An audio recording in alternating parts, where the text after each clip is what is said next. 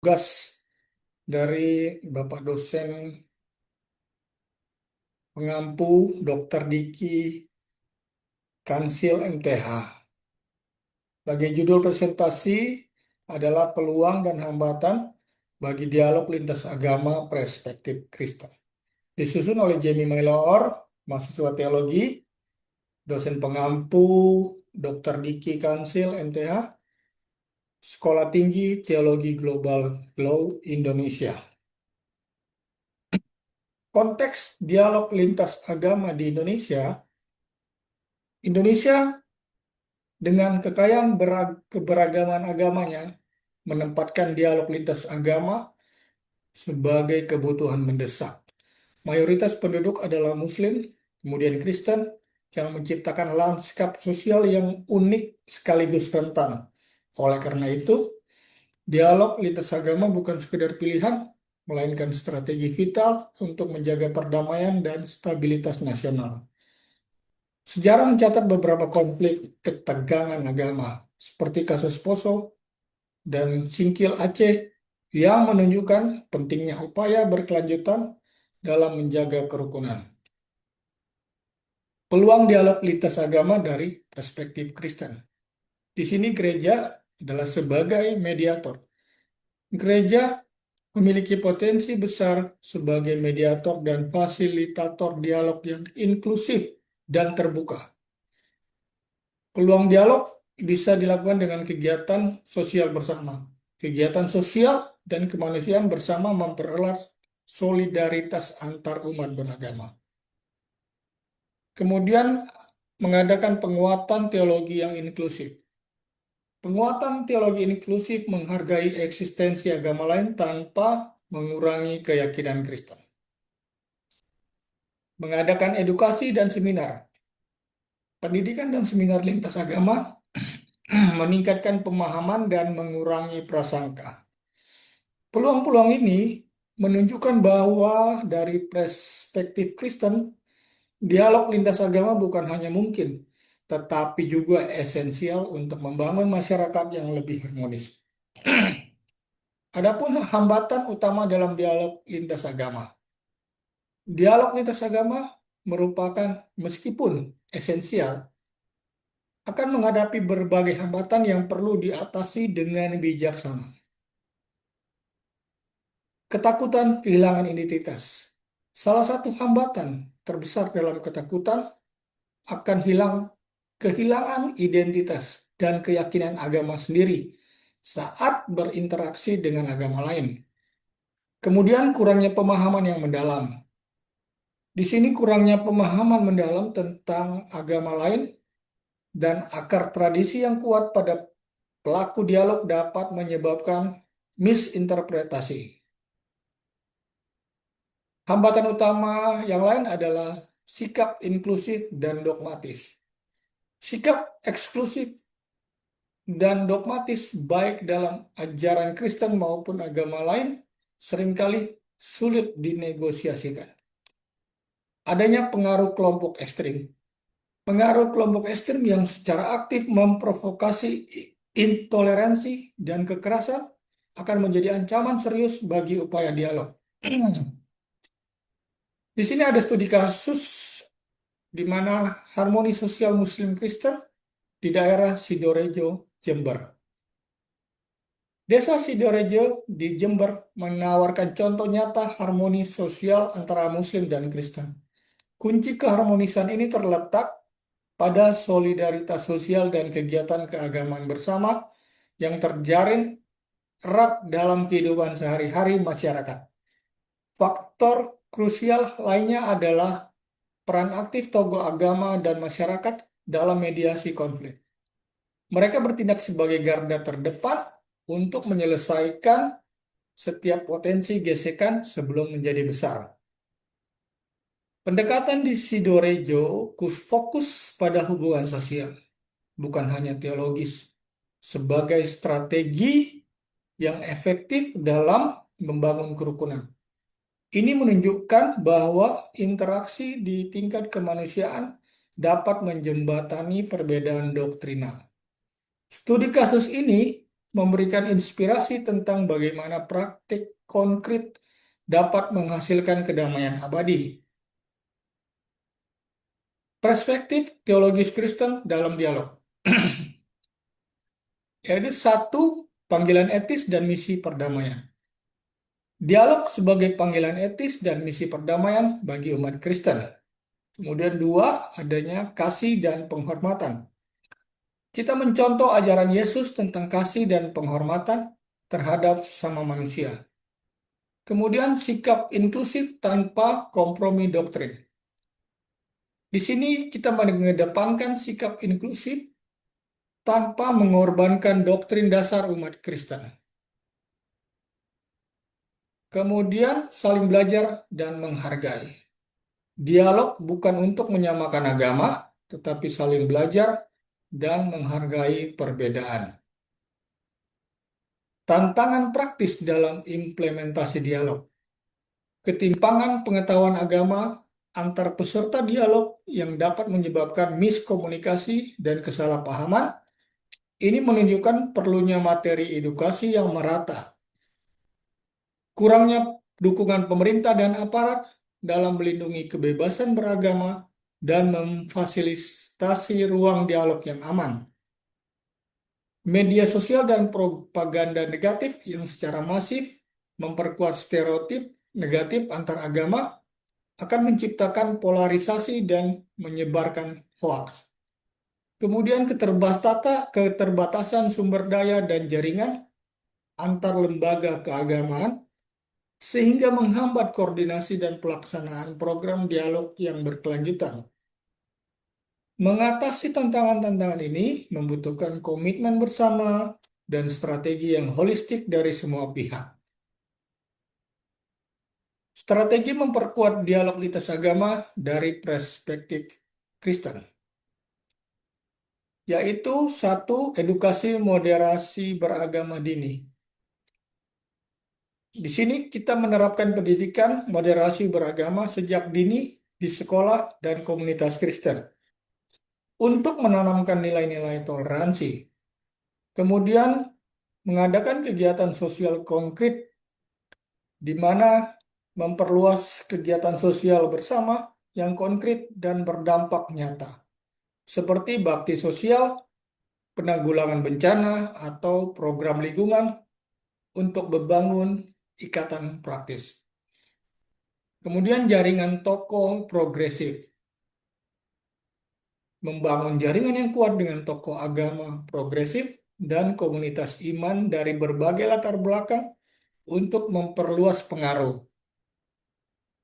Kemudian teologi kontekstual yang menggunakan pendekatan teologi kontekstual yang relevan dengan dinamika lokal agar pesan dialog dapat diterima dan dipahami oleh masyarakat luas. Yang terakhir adalah kesimpulan, di mana kesimpulan di sini kita melakukan dialog lintas agama merupakan peluang strategis bagi umat Kristen untuk menjadi agen perdamaian dan kerukunan di tengah keberagaman. Ada hambatan yang perlu diatasi, yaitu ketakutan kehilangan identitas, kemudian dogmatisme, dan pengaruh ekstremisme. Dan merupakan kunci keberhasilan dialog adalah dengan pendekatan sosial yang inklusif, teologi yang terbuka, serta peran aktif gereja dan tokoh agama. Dengan kerjasama dan komitmen, dialog lintas agama dapat menghasilkan masyarakat Indonesia yang lebih harmonis dan dinamis. Terima kasih, Tuhan Yesus memberkati. Kimi Mailoor, Sekolah Tinggi Teologi Global Glow Indonesia. Tugas dari Bapak dosen pengampu Dr. Diki Kansil MTH. Bagi judul presentasi adalah peluang dan hambatan bagi dialog lintas agama perspektif Kristen. Disusun oleh Jamie Mailoor, mahasiswa teologi, dosen pengampu Dr. Diki Kansil MTH, Sekolah Tinggi Teologi Global GLOW Indonesia. Konteks dialog lintas agama di Indonesia, Indonesia dengan kekayaan keberagaman agamanya menempatkan dialog lintas agama sebagai kebutuhan mendesak. Mayoritas penduduk adalah Muslim, kemudian Kristen, yang menciptakan lanskap sosial yang unik sekaligus rentan. Oleh karena itu, dialog lintas agama bukan sekedar pilihan, melainkan strategi vital untuk menjaga perdamaian dan stabilitas nasional. Sejarah mencatat beberapa konflik ketegangan agama, seperti kasus Poso dan Singkil Aceh, yang menunjukkan pentingnya upaya berkelanjutan dalam menjaga kerukunan. Peluang dialog lintas agama dari perspektif Kristen. Di sini gereja adalah sebagai mediator. Gereja memiliki potensi besar sebagai mediator dan fasilitator dialog yang inklusif dan terbuka. Peluang dialog bisa dilakukan dengan kegiatan sosial bersama. Kegiatan sosial dan kemanusiaan bersama mempererat solidaritas antar umat beragama. Kemudian mengadakan penguatan teologi yang inklusif. Penguatan teologi inklusif menghargai eksistensi agama lain tanpa mengurangi keyakinan Kristen. Mengadakan edukasi dan seminar. Pendidikan dan seminar lintas agama meningkatkan pemahaman dan mengurangi prasangka. Peluang-peluang ini menunjukkan bahwa dari perspektif Kristen, dialog lintas agama bukan hanya mungkin, tetapi juga esensial untuk membangun masyarakat yang lebih harmonis. Adapun hambatan utama dalam dialog lintas agama. Dialog lintas agama merupakan, meskipun esensial, akan menghadapi berbagai hambatan yang perlu diatasi dengan bijaksana. Ketakutan kehilangan identitas. Salah satu hambatan terbesar dalam ketakutan akan kehilangan identitas dan keyakinan agama sendiri saat berinteraksi dengan agama lain. Kemudian kurangnya pemahaman yang mendalam. Di sini kurangnya pemahaman mendalam tentang agama lain dan akar tradisi yang kuat pada pelaku dialog dapat menyebabkan misinterpretasi. Hambatan utama yang lain adalah sikap inklusif dan dogmatis. Sikap eksklusif dan dogmatis baik dalam ajaran Kristen maupun agama lain seringkali sulit dinegosiasikan. Adanya pengaruh kelompok ekstrim. Pengaruh kelompok ekstrim yang secara aktif memprovokasi intoleransi dan kekerasan akan menjadi ancaman serius bagi upaya dialog. Di sini ada studi kasus di mana harmoni sosial Muslim Kristen di daerah Sidorejo, Jember. Desa Sidorejo di Jember menawarkan contoh nyata harmoni sosial antara Muslim dan Kristen. Kunci keharmonisan ini terletak pada solidaritas sosial dan kegiatan keagamaan bersama yang terjalin erat dalam kehidupan sehari-hari masyarakat. Faktor krusial lainnya adalah peran aktif tokoh agama dan masyarakat dalam mediasi konflik. Mereka bertindak sebagai garda terdepan untuk menyelesaikan setiap potensi gesekan sebelum menjadi besar. Pendekatan di Sidorejo fokus pada hubungan sosial, bukan hanya teologis, sebagai strategi yang efektif dalam membangun kerukunan. Ini menunjukkan bahwa interaksi di tingkat kemanusiaan dapat menjembatani perbedaan doktrinal. Studi kasus ini memberikan inspirasi tentang bagaimana praktik konkret dapat menghasilkan kedamaian abadi. Perspektif teologis Kristen dalam dialog. Yaitu satu, panggilan etis dan misi perdamaian. Dialog sebagai panggilan etis dan misi perdamaian bagi umat Kristen. Kemudian dua, adanya kasih dan penghormatan. Kita mencontoh ajaran Yesus tentang kasih dan penghormatan terhadap sesama manusia. Kemudian sikap inklusif tanpa kompromi doktrin. Di sini kita mengedepankan sikap inklusif tanpa mengorbankan doktrin dasar umat Kristen. Kemudian saling belajar dan menghargai. Dialog bukan untuk menyamakan agama, tetapi saling belajar dan menghargai perbedaan. Tantangan praktis dalam implementasi dialog. Ketimpangan pengetahuan agama antar peserta dialog yang dapat menyebabkan miskomunikasi dan kesalahpahaman. Ini menunjukkan perlunya materi edukasi yang merata. Kurangnya dukungan pemerintah dan aparat dalam melindungi kebebasan beragama dan memfasilitasi ruang dialog yang aman. Media sosial dan propaganda negatif yang secara masif memperkuat stereotip negatif antar agama akan menciptakan polarisasi dan menyebarkan hoaks. Kemudian keterbatasan sumber daya dan jaringan antar lembaga keagamaan sehingga menghambat koordinasi dan pelaksanaan program dialog yang berkelanjutan. Mengatasi tantangan-tantangan ini membutuhkan komitmen bersama dan strategi yang holistik dari semua pihak. Strategi memperkuat dialog lintas agama dari perspektif Kristen, yaitu satu, edukasi moderasi beragama dini. Di sini kita menerapkan pendidikan moderasi beragama sejak dini di sekolah dan komunitas Kristen untuk menanamkan nilai-nilai toleransi.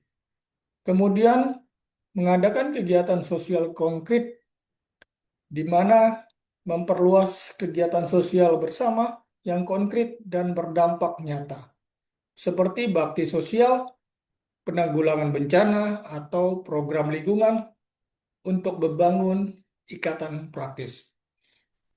Kemudian jaringan tokoh progresif. Membangun jaringan yang kuat dengan tokoh agama progresif dan komunitas iman dari berbagai latar belakang untuk memperluas pengaruh. Kemudian teologi kontekstual yang menggunakan pendekatan teologi kontekstual yang relevan dengan dinamika lokal agar pesan dialog dapat diterima dan dipahami oleh masyarakat luas. Yang terakhir adalah kesimpulan, di mana kesimpulan di sini kita melakukan dialog lintas agama merupakan peluang strategis bagi umat Kristen untuk menjadi agen perdamaian dan kerukunan di tengah keberagaman.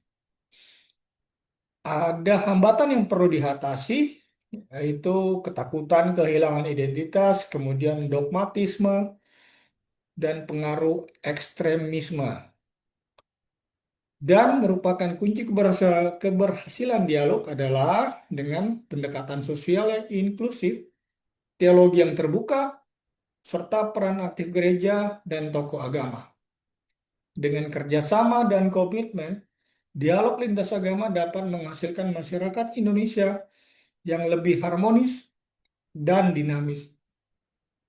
Terima kasih, Tuhan Yesus memberkati. Kimi Mailoor, Sekolah Tinggi Teologi Global Glow Indonesia.